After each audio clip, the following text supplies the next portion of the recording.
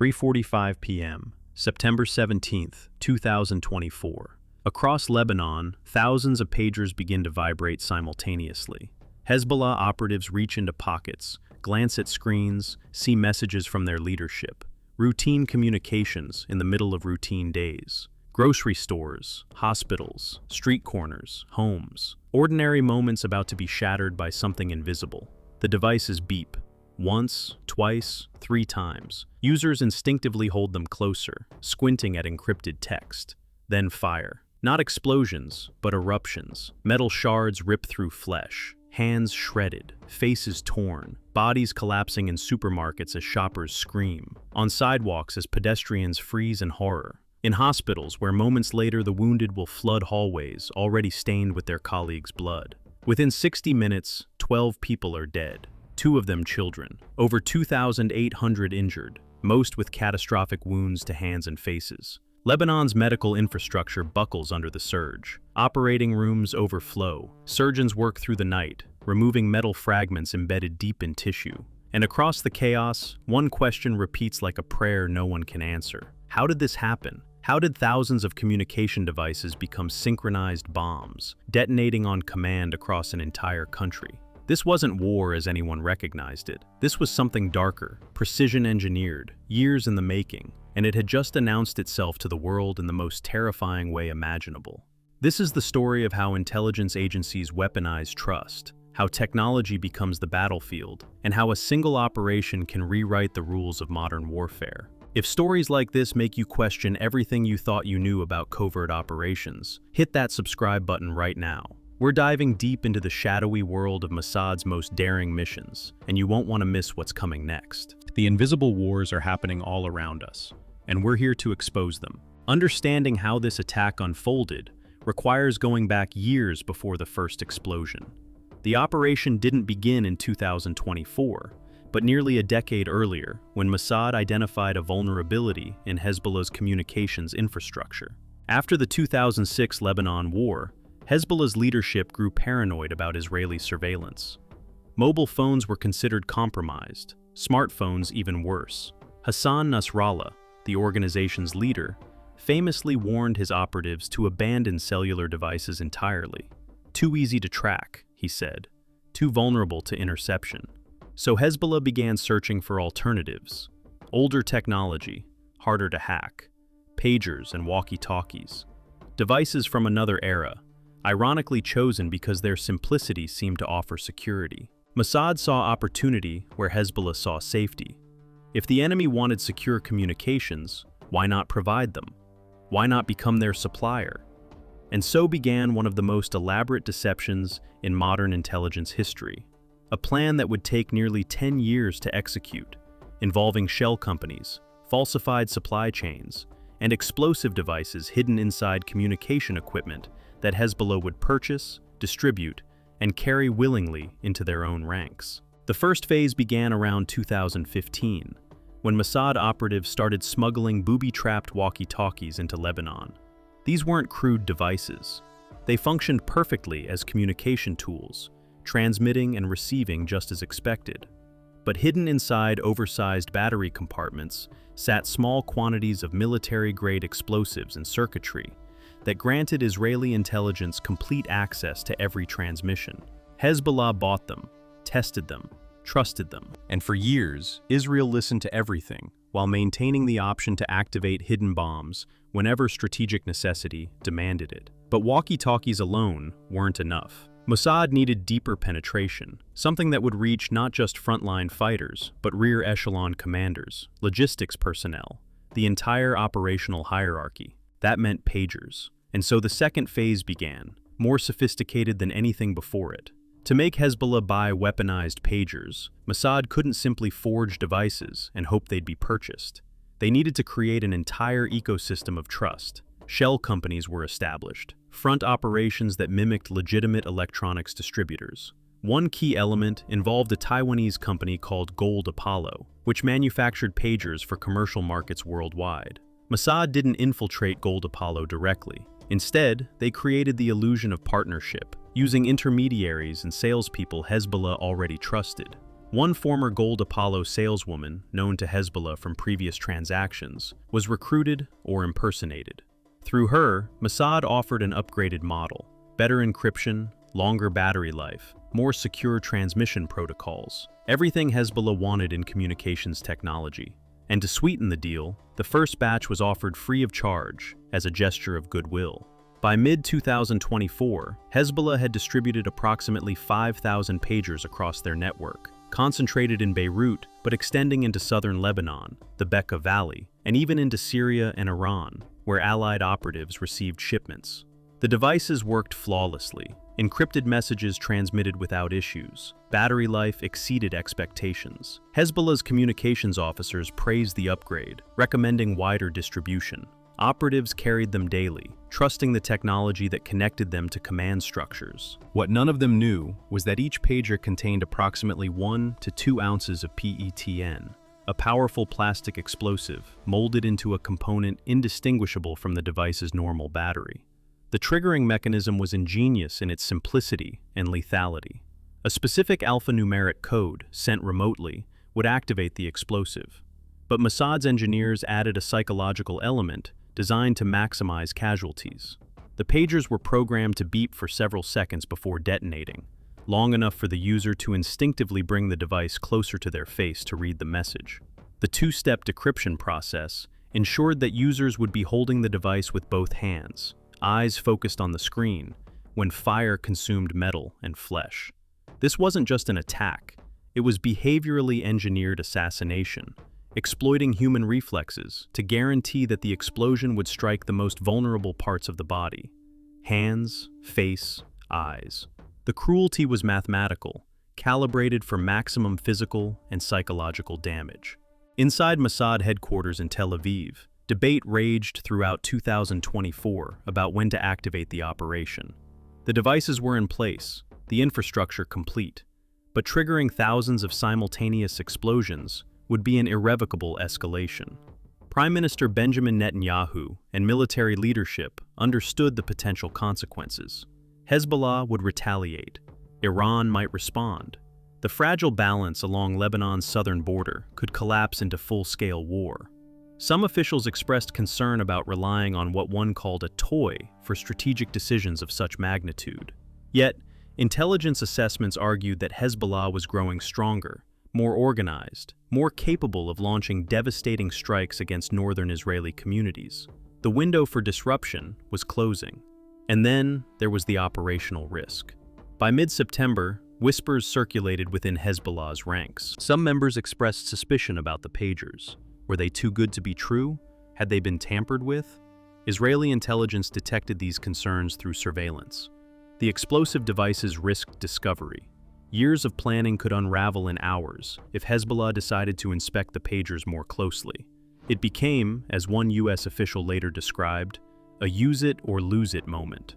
On September 17th, the decision was made: activate. At precisely 3:45 p.m. local time, across Lebanon and parts of Syria, the signal was sent. Thousands of pagers received the coded message simultaneously. They beeped. Users looked down, and the world changed in fire and screaming. The explosions weren't uniform. Some detonated in crowded markets where shrapnel struck bystanders. Others went off in hospitals where Hezbollah operatives worked or visited. Still more exploded in homes, in cars, on streets filled with civilians going about their day. Surveillance footage captured the chaos. A man standing in a supermarket suddenly engulfed in smoke, collapsing as shoppers scatter. Another checking his pager on a residential street, the device erupting in his hands as pedestrians recoil in terror. The injuries were catastrophic: hands blown apart, fingers severed, faces shredded by metal fragments, eyes destroyed by explosions occurring inches away. Emergency rooms across Lebanon were overwhelmed within the first hour.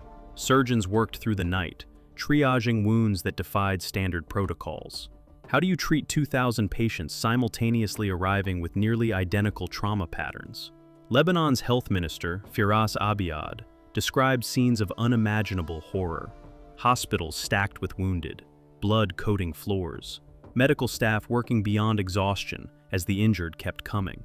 By midnight, the death toll stood at 12, including 2 children, and healthcare workers who had been near operatives when their pagers detonated. The number would rise in the following days as critical injuries claimed more lives. Hezbollah's response was immediate confusion mixed with rage. This was the largest security breach in the organization's history, one member admitted to reporters. How had Israel penetrated their supply chains so completely? How had thousands of devices been weaponized without detection?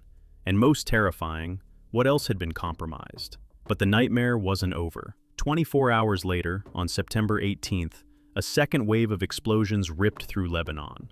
This time, walkie-talkies detonated. The booby-trapped radios that had been smuggled into the country nearly a decade earlier were now activated, triggered by Israeli intelligence before Hezbollah's post-attack investigations could uncover them. At least 25 more people died, over 600 injured. Hospitals that had barely stabilized from the first wave were hit with another surge of casualties. The message was clear. Israel's reach was total. No device could be trusted, no communication secure. Hezbollah's entire operational infrastructure had been infiltrated, weaponized, and detonated at will. The psychological impact rivaled the physical toll. Operatives who survived the first attack now questioned every piece of equipment they carried.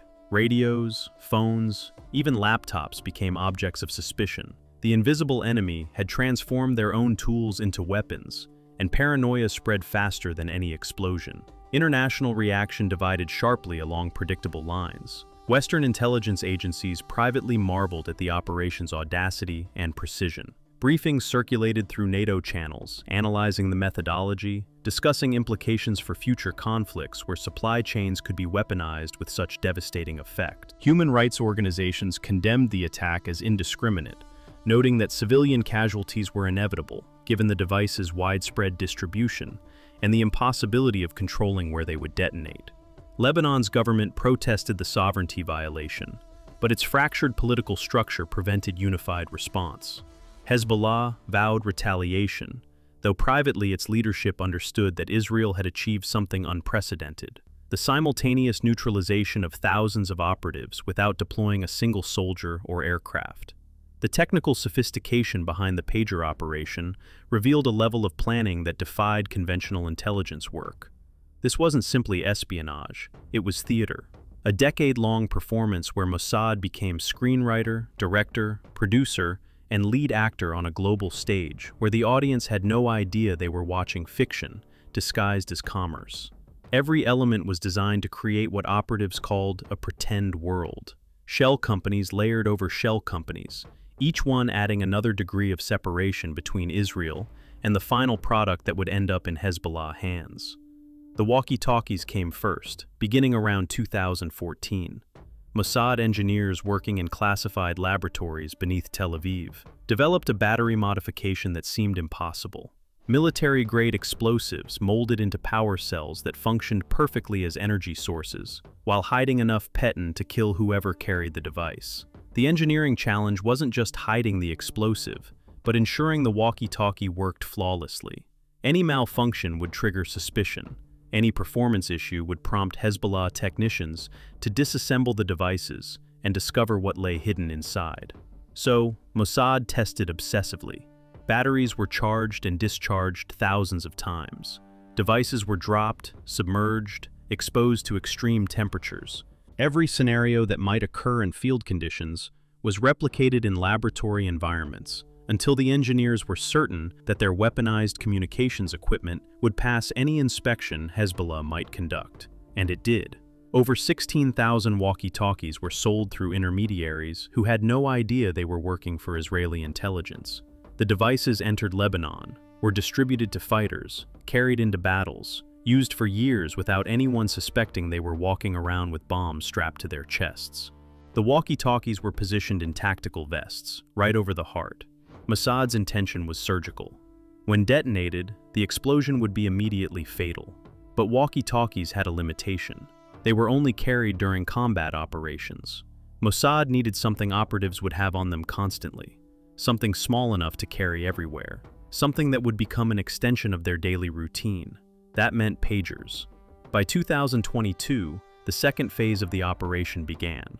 Gabriel, one of the Mossad agents who ran the project, discovered that Hezbollah was purchasing pagers from a Taiwanese company called Gold Apollo.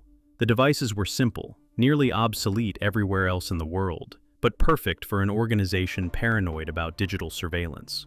Pagers couldn't be hacked remotely. They received messages but transmitted nothing. To Hezbollah's security officers, they represented the safest possible communication method. To Mossad, they represented an opportunity. Gabriel and his team began designing a modified version of Gold Apollo's pager. The challenge was space. To function as a bomb, the device needed to be slightly larger than the original model, enough to accommodate explosives, but not so much that users would find it uncomfortable or suspicious. Mossad engineers calibrated every millimeter. The explosives had to be powerful enough to maim or kill the user, but contained enough that someone standing next to them wouldn't be seriously harmed. This wasn't about maximizing casualties. It was about precision targeting, turning each pager into a weapon that would strike only its carrier. Testing involved dummies wearing padded gloves, holding the modified pagers. Engineers detonated the devices repeatedly, measuring blast radius, shrapnel dispersion, injury patterns. They adjusted the amount of explosive down to individual grams until they achieved what they considered perfect calibration. 3 to 5 grams of PETN, enough to destroy hands, blind eyes, tear through abdominal tissue. Not enough to kill bystanders standing within arm's reach. The cruelty was methodical, engineered with the same attention to detail that goes into designing medical devices, except the purpose was inverse, not to heal, but to harm with mathematical precision. The modified pager was heavier than the original Gold Apollo model. When Gabriel presented it to Mossad's director, the response was immediate rejection. Too bulky, too heavy, too obvious. No one would buy such an uncomfortable device. But Gabriel argued for 2 weeks, insisting that the added features, longer battery life, better encryption, waterproof casing, would justify the extra weight. Hezbollah operatives needed reliability more than convenience, and if the device was marketed correctly, they would accept the trade-off. So Mossad launched a marketing campaign. Fake advertisements appeared on YouTube, professional-looking videos showcasing the pager's rugged design, testimonials from fictitious users praising its durability, technical specifications emphasizing features that appealed specifically to security-conscious organizations. The pager was presented as the best in its class, a premium product for professionals who couldn't afford communication failures. And it worked. Inquiries came in from potential customers around the world. Mossad quoted them prohibitively expensive prices, ensuring that only their intended target would receive the devices. But selling weaponized pagers to Hezbollah required more than good advertising. It required infiltrating their supply chain at a level where trust was absolute. Mossad couldn't approach Hezbollah directly. They needed intermediaries, salespeople Hezbollah already knew and trusted. So they set up shell companies, including one registered in Hungary, designed to create a partnership facade with Gold Apollo. The Taiwanese company had no idea they were being used as cover for an Israeli intelligence operation. From their perspective, they were licensing their brand to legitimate distributors expanding into new markets. Mossad went further. They identified the Gold Apollo saleswoman Hezbollah had previously worked with, someone whose face and voice were familiar, someone whose pitch wouldn't trigger suspicion. Whether she was recruited, manipulated, or impersonated remains unclear. What matters is that she offered Hezbollah an upgrade, a new model with better features. And to sweeten the deal, the first batch was free, a gesture of goodwill from a trusted supplier. Hezbollah's communications officers evaluated the devices. They tested encryption, battery life, signal reception. Everything performed exactly as advertised, better even. By mid-2024, 5,000 pagers had been distributed across Hezbollah's network. Commanders carried them. Logistics personnel relied on them. Even low-level operatives received them as part of standardized equipment. The devices became woven into the organization's daily operations, trusted tools that connected fighters to leadership across Lebanon, Syria, and beyond.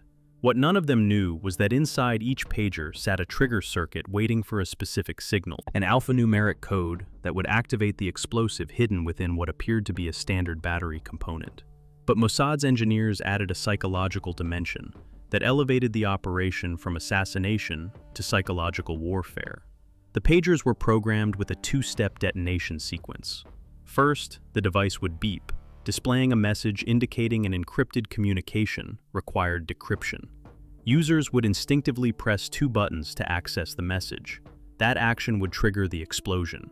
But if they didn't press the buttons, the device would detonate anyway after several seconds.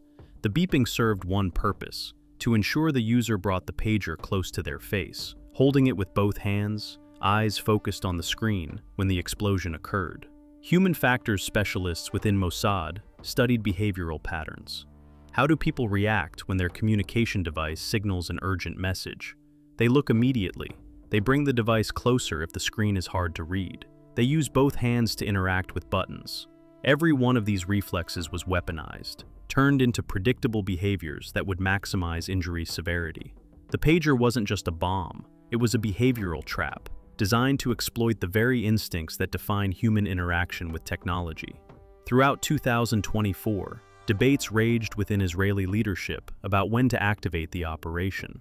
The devices were in place, the infrastructure complete, but detonating thousands of bombs simultaneously across Lebanon would be unprecedented, an act of warfare without precedent in modern conflict.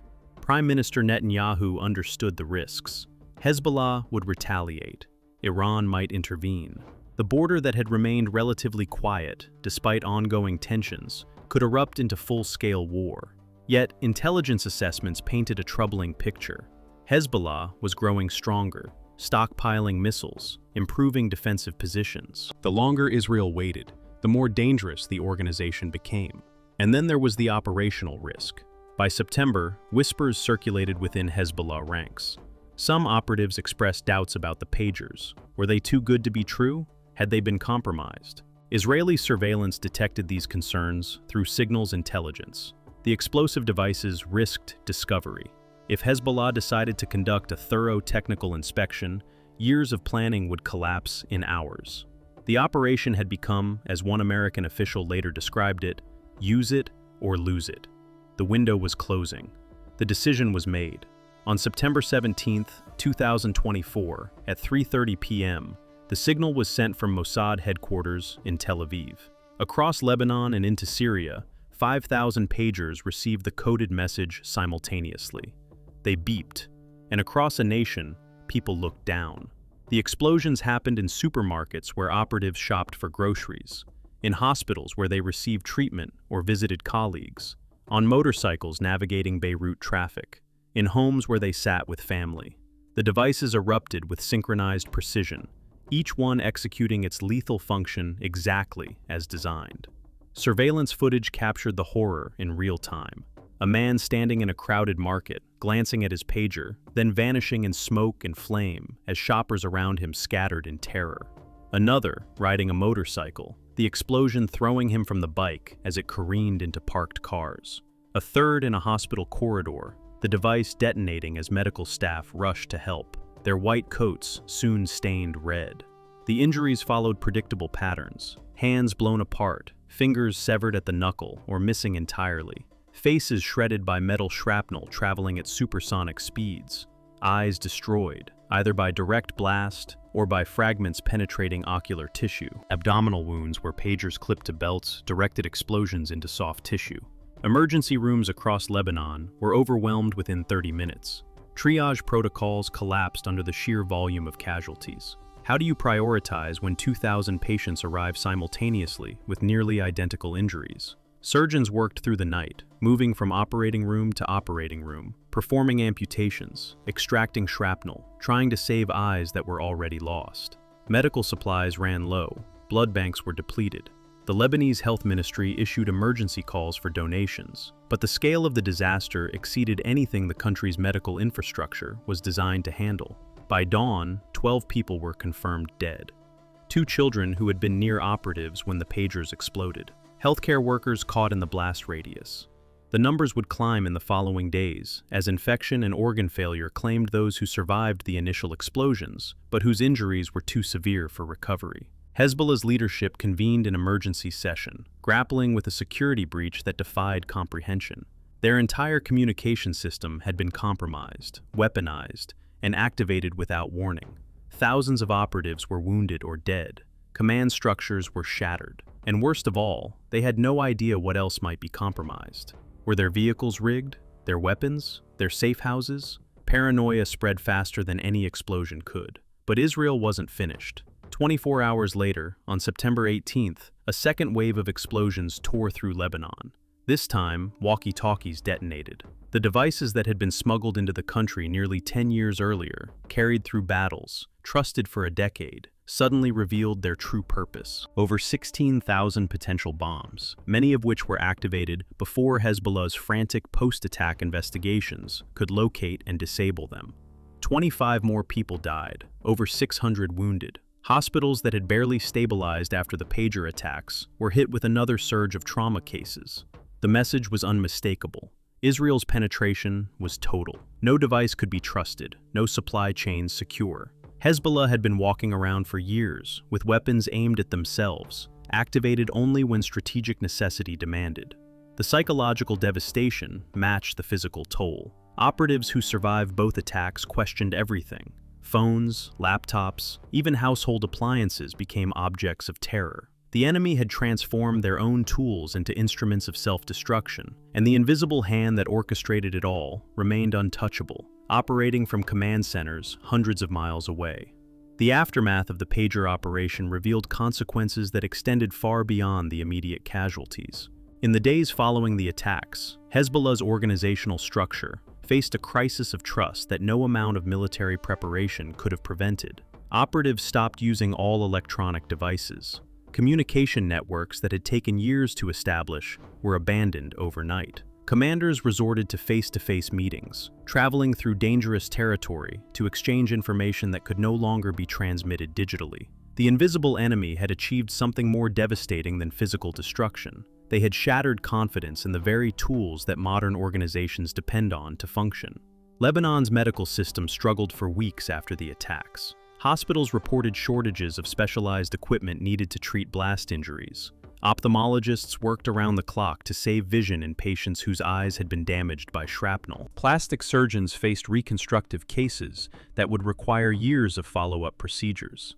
And mental health professionals documented a surge in trauma cases, not just among the wounded, but among witnesses who had watched friends and colleagues explode without warning. The psychological scars would last longer than any physical wound, embedding themselves into collective memory as a reminder that technology itself could become weaponized against those who trusted it. International legal experts debated whether the operation violated laws of war. The Fourth Geneva Convention prohibits weapons that cannot distinguish between combatants and civilians. Yet, Hezbollah operatives had been specifically targeted through devices distributed only within their organization. Defenders of the operation argued it was precision warfare, eliminating fighters without deploying troops or aircraft. Critics countered that detonating thousands of bombs in civilian areas, regardless of who carried them, inevitably produced civilian casualties. 2 children were among the dead.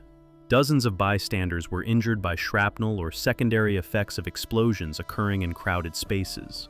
Human Rights Watch issued a statement condemning the attacks as indiscriminate and potentially constituting war crimes. The organization noted that many explosions occurred in supermarkets, hospitals, and residential neighborhoods where civilians were present. Mary Wareham, Deputy Crisis and Conflict Director at Human Rights Watch, stated that international humanitarian law requires combatants to verify targets before attacks, and to ensure that weapons used can distinguish between military and civilian objectives. Booby-trapping communication devices, distributed widely across a population, failed both tests. The devices could not distinguish who was nearby when they detonated, and the lack of immediate verification meant Israel had no way of knowing whether a targeted operative was surrounded by civilians when the trigger signal was sent. Lebanon's government filed formal complaints with the United Nations Security Council, accusing Israel of violating sovereignty and conducting acts of terrorism on Lebanese soil. But the country's fractured political landscape limited its ability to mount effective diplomatic response. Hezbollah, designated as a terrorist organization by the United States and European Union, found little international sympathy despite the scale of casualties. Western governments issued carefully worded statements expressing concern about civilian deaths, while avoiding direct condemnation of Israel. The operation existed in a moral and legal gray zone, where established rules seemed inadequate to address the reality of what had occurred. For Mossad, the operation represented vindication of a philosophy that had guided Israeli intelligence for decades: assassination as foreign policy, elimination of threats before they could materialize into attacks on Israeli territory. Gabriel, one of the Mossad operatives who designed the pager system, later described the moment he learned the operation had been activated. He was shopping in a Tel Aviv supermarket when his phone buzzed with the coded message. The devices had been triggered. Years of planning, thousands of hours of engineering, millions of dollars in operational costs, all culminating in 60 seconds of synchronized explosions across an enemy nation. He stood in the produce aisle, holding a bag of tomatoes, processing the reality that thousands of people were at that moment experiencing the violence he had engineered into communication devices they trusted. Did he feel remorse? Pride? The compartmentalization required of intelligence operatives meant he couldn't afford to feel anything except satisfaction that the mission had succeeded. Within Mossad headquarters, analysts immediately began assessing operational success. Casualty estimates suggested that between 2,000 and 3,000 Hezbollah operatives had been wounded or killed across both waves of attacks. Senior commanders were among the casualties, creating immediate disruption to leadership structures. Communication networks had been shattered, forcing the organization to rebuild from scratch using methods vulnerable to interception. Intelligence gathered through the compromised devices, years of intercepted communications, provided actionable data that would guide Israeli operations for months to come. By every measurable metric, the operation had exceeded expectations, but there were costs Israel hadn't fully anticipated. The operation's exposure revealed capabilities that Mossad might have preferred to keep hidden. Now every intelligence service in the world knew that Israel could weaponize supply chains with devastating effectiveness. Adversaries would adapt, implementing more rigorous inspection protocols, diversifying suppliers, questioning every piece of technology entering their organizations. The element of surprise that made the pager operation so effective was now spent. Future operations would face adversaries who understood that anything could be compromised, anyone could be an infiltrator, and trust itself was a vulnerability to be managed rather than a foundation to build on. Hezbollah's response came not through immediate retaliation, but through systematic purging of its ranks. Anyone who had been involved in procuring the pagers faced interrogation. Supply chain personnel were arrested, questioned, sometimes disappeared. The organization turned inward, devouring itself in paranoid searches for collaborators who might have facilitated Israeli infiltration. This internal collapse was, in some ways, more damaging than the physical casualties. Hezbollah had built its reputation on discipline and security. The pager operation shattered that image, revealing an organization penetrated so thoroughly that its own equipment had been turned against it. Iran, Hezbollah's primary backer, watched the operation with deep concern. If Israeli intelligence could compromise Hezbollah's supply chains, what else had been infiltrated? Iranian Revolutionary Guard Corps units began conducting sweeping inspections of their own equipment. Communication devices were disassembled, suppliers were investigated. The psychological impact rippled beyond Lebanon, creating doubt and suspicion throughout Iran's network of regional proxies. Mossad had achieved something strategic analysts would study for decades: a single operation that degraded enemy capabilities while simultaneously undermining confidence across an entire alliance structure. The technical lessons from the pager operation spread quickly through global intelligence communities. CIA analysts briefed senior officials on implications for American operations. Could similar tactics be employed against terrorist networks? What vulnerabilities existed in U.S. supply chains that adversaries might exploit? Russian and Chinese intelligence services studied the operation with professional admiration and growing alarm. If Israel could do this to Hezbollah, what could they do to state actors?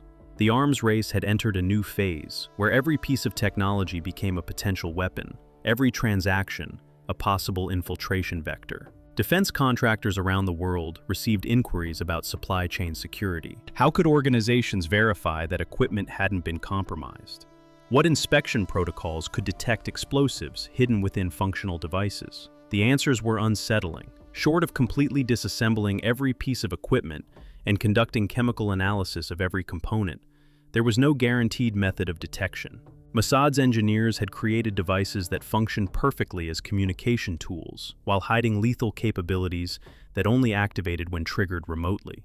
The technical sophistication was impressive, terrifying, and impossible to fully defend against without abandoning modern technology entirely. For the civilians of Lebanon, the pager operation became another entry in a long history of violence that distinguished little between combatant and bystander. Children who lost parents, families who watched loved ones bleed out in hospital corridors, shopkeepers whose businesses were destroyed when explosions shattered windows and set fires. These people had no involvement in the conflict between Israel and Hezbollah, yet they bore the costs in blood and trauma. Their stories rarely appeared in international media, which focused on casualty statistics and geopolitical implications. But in homes across Lebanon, people mourned losses that would never be compensated, injuries that would never fully heal, and a sense of security that could never be restored. Hassan Nasrallah, Hezbollah's leader, addressed the attacks in a televised speech days after the explosions. His message mixed defiance with barely concealed fear. He promised retaliation, vowed that Hezbollah would emerge stronger, claimed that Israel's aggression would only deepen resistance. But observers noted something unusual in his presentation. He appeared shaken, speaking from an undisclosed location rather than his usual venues. The man who had warned his operatives years earlier to abandon mobile phones now faced a reality where even the simplest communication devices could become weapons. His paranoia had been justified, but not sufficiently. The enemy had penetrated deeper than anyone imagined, and no amount of caution could fully protect against adversaries willing to spend a decade engineering a supply chain compromise. In the months following the operation, forensic investigators worked to reconstruct how Mossad had pulled off such an audacious infiltration. Taiwanese authorities questioned Gold Apollo executives, who insisted they had no knowledge of any Israeli connection. The Hungarian shell company that supposedly partnered with Gold Apollo was traced to an address that turned out to be an empty office space rented under false credentials. The saleswoman who had pitched the upgraded pagers to Hezbollah vanished, her whereabouts unknown, her true identity never confirmed. Every thread investigators pulled led to more questions, more dead ends, more evidence of an operation planned with obsessive attention to operational security. The financial trail was equally opaque. Money had moved through multiple jurisdictions, passing through banks in Cyprus, Switzerland, and the Cayman Islands before reaching the shell companies that purchased components and assembled the weaponized devices. Each transaction appeared legitimate, supported by invoices and contracts that would satisfy any standard audit. The entire operation had been structured to withstand investigation, layering deception upon deception until the truth became impossible to extract from the carefully constructed facade. This was intelligence work elevated to art, where the operation itself became a masterpiece of misdirection that would be studied in training academies for generations. Some within Israel's security establishment questioned whether the operation had been worth the cost. Yes, thousands of Hezbollah operatives had been wounded or killed. Yes, the organization's communication networks had been disrupted. But the operation had also exposed capabilities, burned assets, and invited retaliation that might claim Israeli lives in response. Wars are fought not just through tactical victories, but through strategic calculations about long-term consequences. The pager operation achieved immediate success, while potentially creating conditions for future escalation. Whether that trade-off was wise remained a question without clear answers. Others argued that the operation represented necessary preemption. Intelligence suggested Hezbollah was planning large-scale attacks against northern Israeli communities. The pager operation disrupted those plans, eliminating key personnel and shattering organizational coherence at a critical moment. From this perspective, the operation wasn't just successful assassination, but strategic prevention. Lives saved by eliminating threats before they could materialize. Civilians protected by degrading enemy capabilities before they could be employed. The calculus of violence where proactive killing is justified as defensive necessity. The truth, as always in intelligence operations, remains classified. Official Israeli government statements neither confirmed nor denied involvement. Prime Minister Netanyahu maintains strategic ambiguity, a policy that allows Israel to benefit from operations while avoiding formal responsibility. Diplomatic channels exchanged carefully worded communications that everyone understood, but no one could prove. And in the shadows, where intelligence services operate, professionals on both sides studied the operation's methodology, absorbing lessons that would inform the next phase of this endless conflict. The pager operation fundamentally changed how organizations think about security. Trust, once considered a foundation of effective operations, became a vulnerability to be managed. Supply chains that seemed secure were revealed as potential infiltration vectors.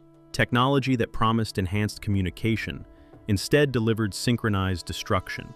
The operation demonstrated that in modern warfare, the most dangerous weapons aren't missiles or bombs, but the trusted tools we carry every day, transformed into instruments of violence by adversaries patient enough to spend years engineering our destruction.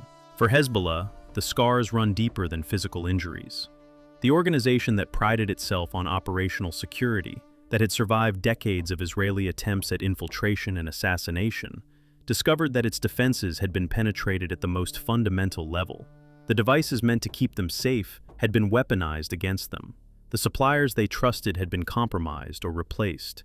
The entire infrastructure they depended on had been revealed as an elaborate trap, sprung only when maximum damage could be inflicted.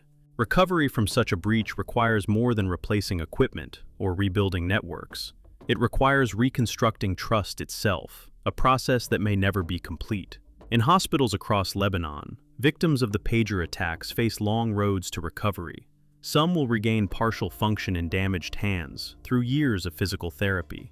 Others will learn to navigate life without sight, adapting to darkness imposed by explosions they never saw coming. Many will carry psychological trauma that no surgery can repair, flinching at every beep, every vibration, every reminder that the ordinary tools of modern life can become weapons without warning. Their injuries are individual, but their experience is collective, a shared reminder that in conflicts between nations, civilians always pay the highest price.